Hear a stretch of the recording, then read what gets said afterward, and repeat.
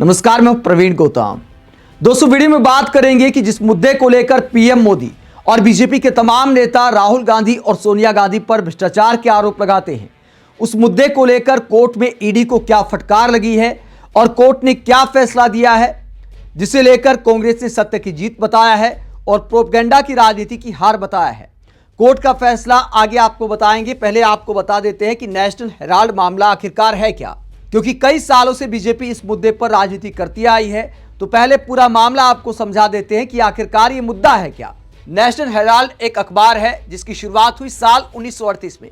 पंडित नेहरू के द्वारा national Herald अखबार की शुरुआत होती है। और इस अखबार को कौन संभालता था, प्रबंधन कौन देखता था? एजेएल यानी एसोसिएटेड जर्नल्स लिमिटेड, ये कंपनी का नाम है। उसके बाद ये कंपनी आर्थिक संकट में आ जाती है एजेएल, और अखबार बंद हो जाता है। कांग्रेस पार्टी उसे आर्थिक मदद देती है।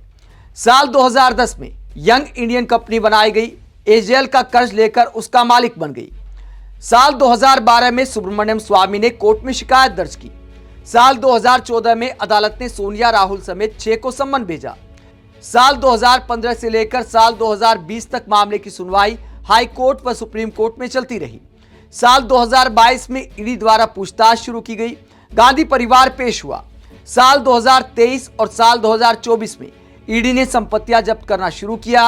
अप्रैल 2025 में ईडी ने 661 करोड़ की संपत्ति को अपने कब्जे में लेने के लिए नोटिस जारी किया। अब सवाल यह उठता है कि सोनिया गांधी और राहुल गांधी पर क्या आरोप लगे हैं। केस की शुरुआत 2012 में बीजेपी नेता सुब्रमण्यम स्वामी की शिकायत से हुई। आरोप लगाया गया कि 2000 करोड़ की एजेएल संपत्तियों पर कब्जा किया गया। इसके लिए यंग इंडियन लिमिटेड नाम की कंपनी बनाई गई, जिसमें राहुल सोनिया की 76% हिस्सेदारी बताई गई।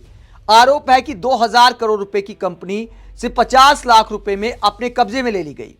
तो यह आरोप लगाया गया कि जो एजेएल पर जो कब्जा लिया गया वो 50 लाख में कब्जा ले लिया गया, जबकि संपत्ति 2000 करोड़ की है। यह आरोप लगाया गया। सोनिया गांधी और राहुल गांधी पर ईडी के 2 आरोप हैं। सोनिया और राहुल ने एसोसिएटेड जर्नल्स लिमिटेड यानी एजेएल हड़पने की कोशिश की। 2000 करोड़ रुपए की संपत्ति होने के बावजूद एजेएल ने कांग्रेस से 90 करोड़ रुपए का कर्ज लिया और चुका नहीं पाई। आमतौर पर ऐसे हालात में संपत्तियां बेची जाती हैं। इसके बाद आरोप है कि सोनिया और राहुल ने एजेएल हड़पने की साजिश रची। इसके लिए यंग इंडियन नाम की कंपनी बनाई गई। इसने एजेएल का अधिग्रहण किया। यंग इंडियन में सोनिया और राहुल की 76% हिस्सेदारी है। आरोप है कि दिखावटी फंडिंग थी। असल में एजेएल से कोई लेन देन किया ही नहीं गया। तो ये ईडी के आरोप हैं। ईडी चार्जशीट बनाती है, कोर्ट में जाती है, और अब कोर्ट ने क्या फैसला सुनाया है। ईडी को फटकार लगाई है कि एक व्यक्ति के आधार पर, सुब्रमण्यम स्वामी की शिकायत के आधार पर आप वित्तीय मामलों की जांच कैसे कर सकते हैं। कोर्ट ने किस आधार पर ईडी को फटकार लगाई है? National Herald money laundering case में दिल्ली की राउज एवेन्यू कोर्ट ने कांग्रेस सांसद राहुल गांधी, सोनिया गांधी और 5 अन्य के खिलाफ संज्ञान लेने से इनकार कर दिया है। कोर्ट ने ईडी की ओर से दाखिल की गई शिकायत को खारिज कर दिया। स्पेशल जज विशाल गोगने ने अपने आदेश में कहा कि यह मामला किसी एफआईआर पर आधारित नहीं है, बल्कि एक निजी शिकायत के आधार पर दर्ज किया गया है। ऐसे में ईडी द्वारा prevention of money laundering act यानी पीएमएलए के तहत दाखिल शिकायत कानूनन विचार योग्य नहीं है। कोर्ट ने यह भी स्पष्ट किया कि उसका यह फैसला आरोपों की गुण दोष पर आधारित नहीं है, बल्कि कानूनी प्रक्रिया की वैधता के आधार पर लिया गया है। यानी कहने का मतलब यह है कि ईडी ने जो कानूनी प्रक्रिया है उसके तहत राहुल और सोनिया के खिलाफ चार्जशीट तैयार नहीं की है। कोर्ट ने अपने फैसले में आगे क्या कहा है? कोर्ट ने कहा कि एफआईआर के बिना मनी लॉन्ड्रिंग की जांच और उससे जुड़ी ईडी की अभियोजन शिकायत को बनाए रखना संभव नहीं है।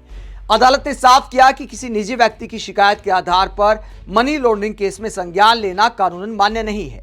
कोर्ट ने यह भी स्पष्ट किया कि उसका यह फैसला आरोपों के गुण दोष पर आधारित नहीं है। अदालत ने कहा कि वो इस स्तर पर आरोप सही है या गलत, इस पर कोई टिप्पणी नहीं कर रही है।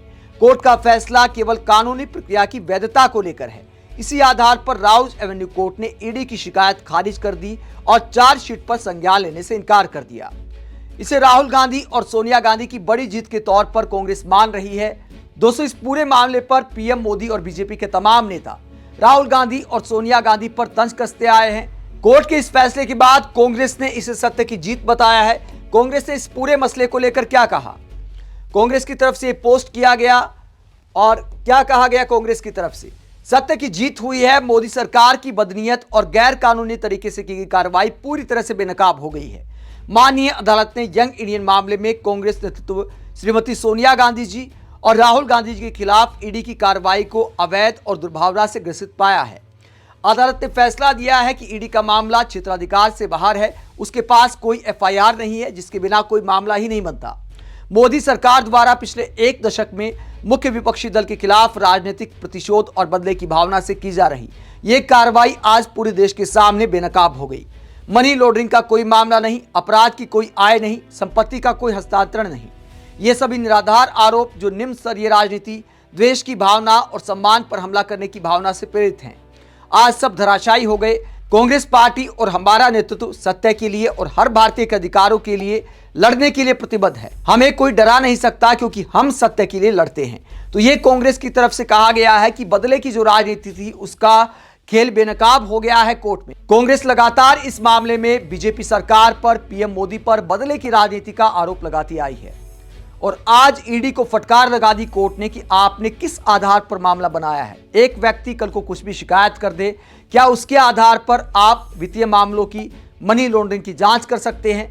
आप इस पूरे मुद्दे को लेकर क्या सोचते हैं? कमेंट बॉक्स पर अपनी राय जरूर दें, साथ ही चैनल को सब्सक्राइब भी करें। नमस्कार।